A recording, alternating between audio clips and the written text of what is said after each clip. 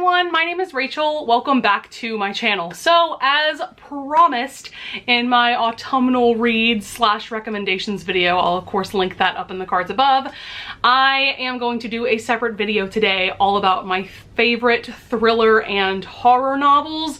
Now, I haven't read a ton of straight up horror novels, which is why I'm just gonna lump them into this thriller recommendation video. And hopefully in 2021, I'll be able to do a video dedicated to strictly horror novels, but for now, I thought it would be fun to just lump them together with my favorite thrillers. So I thought I would start off with the thrillers and then progressively get into the scarier books as we go along. So the first one I want to talk about is the only YA thriller on this list, and that is Sadie by Courtney Summers. I actually reread this yesterday and I'm so glad that I did, because the first time that I read this back in 2018, I gave it 4 stars. I did really enjoy it, but I didn't appreciate it as much as I probably would have. And I think that's mainly because I talked about this in my October TBR video, so you guys may already know this. But when I listened to the audiobook for this for the first time, I definitely missed some things because I was like cleaning my bedroom and driving to and from work. So I definitely zoned out at some points, and that's not because of the quality of the book, that's just my brain. So this time around, I fully understood what was going on, and that definitely made my reading experience all the more enjoyable. I think that this is one of the best YA thrillers out there. The buildup of suspense is just immaculate in my opinion. The basic premise is that we have Sadie, and we've got 2 POVs actually. We have Sadie in the past, and then we have this man, Wes McCrae, who is the host of a true crime podcast in the present. Sadie essentially is trying to search for her younger sister's killer, and then Wes McCrae is trying to connect the dots of what happened to Sadie, because now Sadie is missing. And yeah, this is just a phenomenal thriller. You have to listen to the audiobook. Even if you follow along with the physical book, you need to access the audiobook because it is a full cast of narrators, and you can just tell the production of it is simply top-notch. A thriller I quickly want to mention is When No One Is Watching by Alyssa Cole. Now, I did personally give this 3 stars, but this is one of those books that the more time I've spent away from it, the more I've realized exactly how genius it really is. And I do think that Alyssa Cole has a gift for writing thrillers. So this one is essentially about gentrification. Definitely has Get Out vibes. We have our main character, Sydney. I think she's living in this neighborhood in Brooklyn, and she's noticing that all of her black neighbors are mysteriously disappearing and white people are moving into the neighborhood, and businesses around the neighborhood are also changing into more white-centered businesses like yoga studios and, I don't know, organic food marts. And what I thought was really well done was how Alyssa Cole tackled gentrification. She also talks about the history of Brooklyn and just a lot of other historical aspects, because Sydney is kind of an amateur historian. She's trying to put together her own walking tour of their neighborhood. So I thought that that was really well done. And even though I thought the pacing was too slow at times, there are some truly scary things going on in this book. So I wholeheartedly recommend this, especially if you loved Get Out. Next, we have some gothic thrillers that I really enjoyed. So 2 of them I actually featured in a video that I did last October where I reviewed 3 popular thrillers of 2019. So I'll link that video up in the cards above. And those 2 thrillers are The Turn of the Key by Ruth Ware and Lock Every Door by Riley Sager. So we have our main character, Rowan. I'm pretty sure this book is based off of The Turn of the Screw, the classic novel.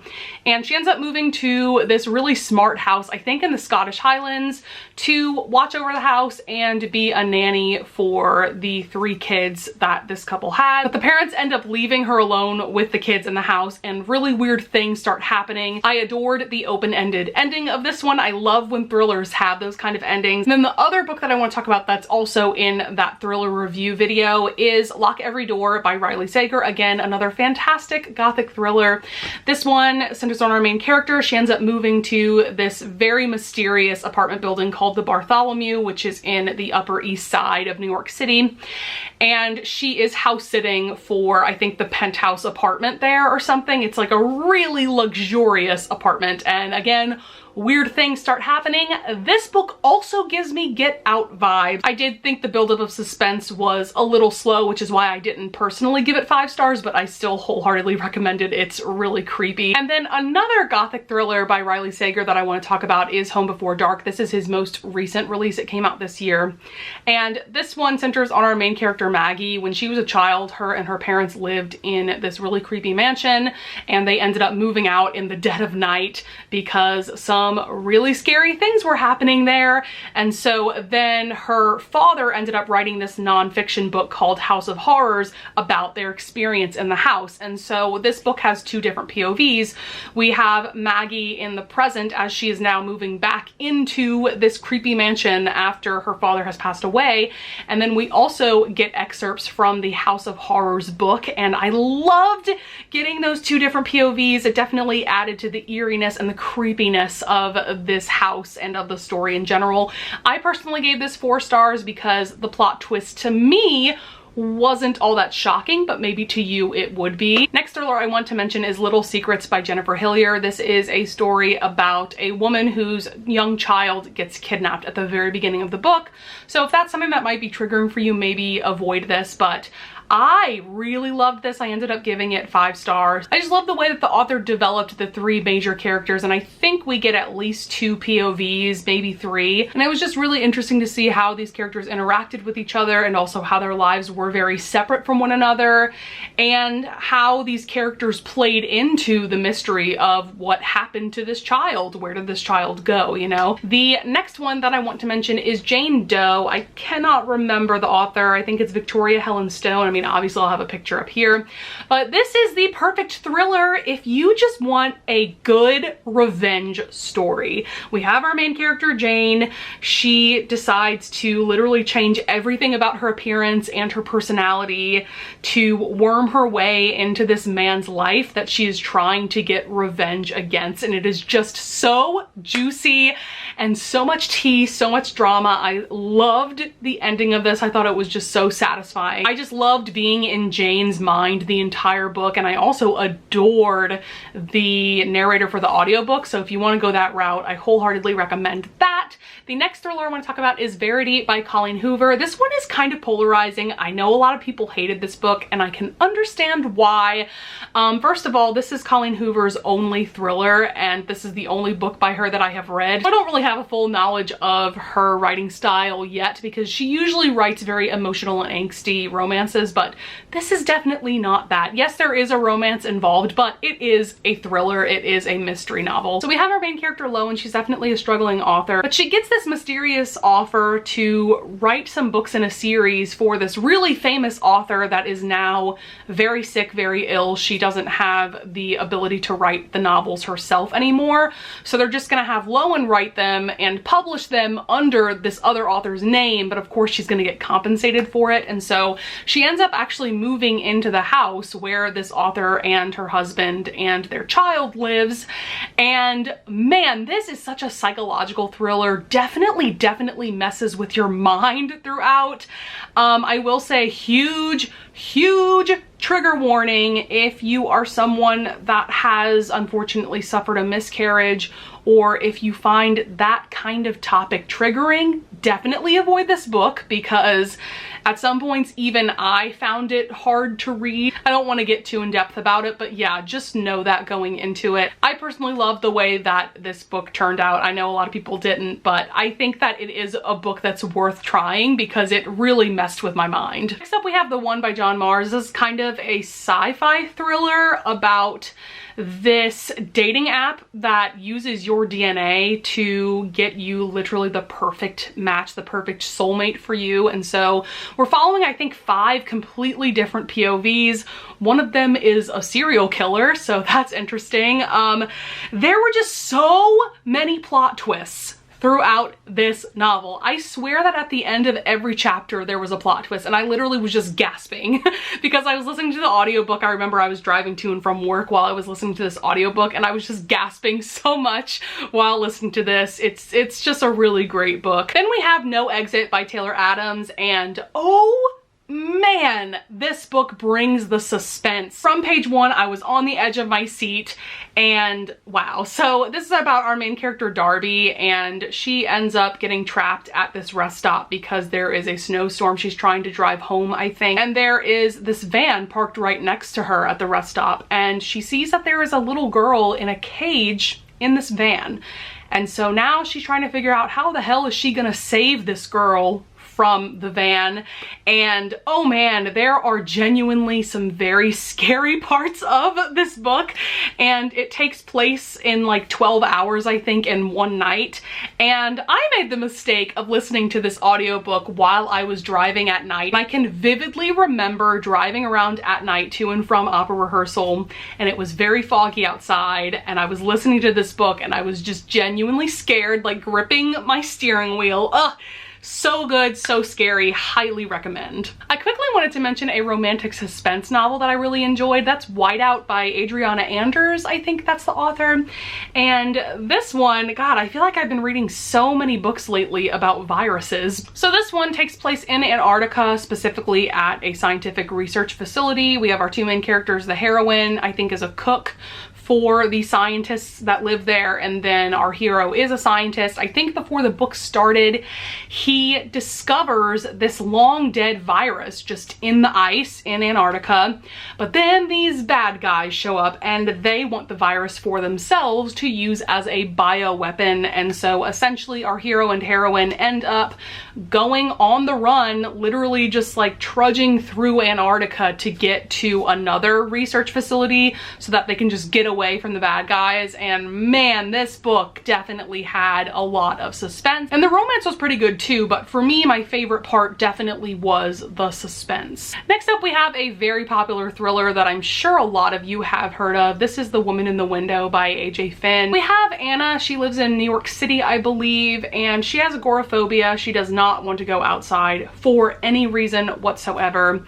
and she likes to spy on her neighbors. I think she has a camera that she takes pictures with and things like that, and she ends up seeing something that she shouldn't have seen, and the plot goes on from there. I will say this book is like 450 pages. It's a very slow burn, but I was completely intrigued the entire time. I know some people didn't love this, and I can understand why, but personally it really worked for me. I am really looking forward to seeing what A.J. Finn comes out with next, because I think that this was their debut novel. And the last thriller I want to talk about before getting into the horror novels is, of course, Gone Girl by Gillian Flynn. I personally think that this book was truly a game changer in the thriller genre. There's that iconic monologue that the main character has, I feel like, towards the middle of the book that everybody loves, and for good reason. It's in the movie as well. But this book, of course, there are some differences between the book and the movie. I would definitely recommend checking out both if you haven't. Definitely keeps you on the edge of your seat, and I have read a couple of other Gillian Flynn's books, but Gone Girl by far is her best work. So now we're going to talk about horror novels. I've really been getting into these lately, especially in October. I've been reading so many horror novels. But the first one I want to talk about is actually a graphic novel, and that is Through the Woods by Emily Carroll. I talked about this book in detail in a video I did last year where I reviewed 5 popular graphic novels. I'll of course link that up in the cards above if you want to hear more in detailed thought. This was phenomenal. I think there's like 5 short stories condensed into one book, and the art style just went so well with the stories. Ugh, I loved the bright colors, but it was so creepy and downright scary at some points. It's just phenomenal. It now makes me want to check out more horror graphic novels because that's how much I loved it. So again, if you want to hear more thoughts, definitely check out that other video that I mentioned. The next horror novel I want to talk about also incorporates sci-fi, and that is Into the Drowning Deep by Mira Grant. Also, I recommend the audiobook for this one. It was so well done. So this book takes place in the near future, and there was a voyage called the Itargatis. They were going to the Mariana Trench to film a mockumentary about sirens or mermaids, whatever you want to call them, and the ship was lost at sea and no one survived that voyage. So now I think 7 years later, they are now sending another voyage to the Mariana Trench to figure out what actually happened. Are there sirens out there? What is going on? And wow, this book was so good. I love sci-fi thrillers now. Like, I just need more of them in my life. If you guys have recommendations, please leave them in the comments down below. Oh, it was so just downright scary at some points. Also, in case you didn't know, Mira Grant is a pen name that Seanan McGuire uses. All right, next I want to talk about Gemina. This is book 2 in the Illuminae Files trilogy by Jay Kristoff and Amy Kaufman. Like I said, this is book 2. I highly recommend reading book 1, which is Illuminae, first, because you kind of need that context going into this one. I'm recommending this one specifically because out of the 3 books, this one definitely turns horror. Again, there's a virus that gets out. Essentially, all these people are on a couple of different spaceships. They're trying to escape this evil corporation that is just trying to take them out. And on one of the spaceships in particular, this virus gets out and it turns people into just bloodthirsty monsters. It's crazy, it's scary, but I loved it so much. Also, in case you don't know a lot about this series, this is told in a multimedia format. You know, we've got like IM chats and different like images and things like that. I love this series so much. Gemina might be my favorite of the 3, and that might be because of the horror aspect. Also, this is a YA sci-fi series. Highly recommend listening to the audiobook and following along with the physical book at the same time. I think that you will have the best reading experience ever going that route. And of course, I can't talk about horror novels without mentioning the Southern Book Club's Guide to Slang Vampires by Grady Hendrix. I've talked about this book a lot on my channel recently. Specifically, I recommend checking out my quarterly favorites video that I did for the months of July through September. Of course, that will be linked up in the cards above. This was one of my top 5 favorite books that I read during those months. And the idea behind this was that Grady Hendrix wanted to pit his own mother, who was a very typical Southern housewife, against Dracula, against a vampire. So it's just absolutely phenomenal. There is body horror going on in this book, so just be aware of that before going into it. And last but not least, I wanted to quickly mention 5 books that I discussed in detail in my last video, which was my weekly wrap up for October 1st through the 10th. So definitely check out that video if you want in-depth discussions about all of these books. But the first one is I Am Legend by Richard Matheson. This is an amazing classic sci-fi horror novel. The ending definitely gave me Twilight Zone vibes, so if you're into that show, definitely check out this book. And then as far as the physical books that I have with me, the first one is Bird Box by Josh Malerman. Highly recommend reading this book even if you've already watched the Netflix movie. They are 2 very different types of media. I think the book is superior in some ways because you get to really be in the main character's mind, and it's just so good. The buildup of suspense was everything. Could not give this less than 5 stars. Next we have Bunny by Mona Awad. This is by far the weirdest book that I'm going to talk about in this video. The only reason why I'm even mentioning this is because there are some horror aspects going on in this book, but at the same time, I wouldn't say that it's necessarily scary. It's just very weird and bizarre. So if Mean Girls meets Heathers meets Dark Academia meets kind of magic appeals to you, definitely check out this book, but just be warned that this is definitely not for everyone. Then we have The Troop by Nick Cutter. This is yet another book about a virus outbreak. Specifically, there is this parasite that is essentially a very extreme tapeworm that ends up taking over this island where this Boy Scout troop and their scoutmaster are staying for the weekend. And I think out of all the books that I'm mentioning in this video, this book definitely has the most gore and the most body horror, but I was still able to stomach it, so I don't think it's too bad. But just be warned that there is animal torture going on in this book because one of the characters likes to abuse animals, so I just recommend skimming through those passages because they're not really necessary to the plot. And then last but certainly not least is Mexican Gothic by Silvia Moreno Garcia. Talk about Gothic horror at its finest. This is a phenomenal book. It does have a pretty slow burn, a slow buildup of suspense, but I think it is just wholeheartedly worth it by the time you get to that point of no return, so to say. And the one thing I'll say about this book is that I will never look at mushrooms the same again. So if you want to know what I'm talking about, definitely read this book. So that's going to be it for this video. I had so much fun talking about all these books. I hope that you guys got some great recommendations from this. Definitely leave a comment down below if you want to discuss any of these books or if you want to give me your horror recommendations. I would definitely love some horror graphic novel recommendations as well as sci-fi horror recommendations. So definitely leave those down in the comments below if you have any. I would also love it if you would like this video and subscribe, and I thank you in advance if you do. And with that being said, I'll see you guys in the next video. Bye!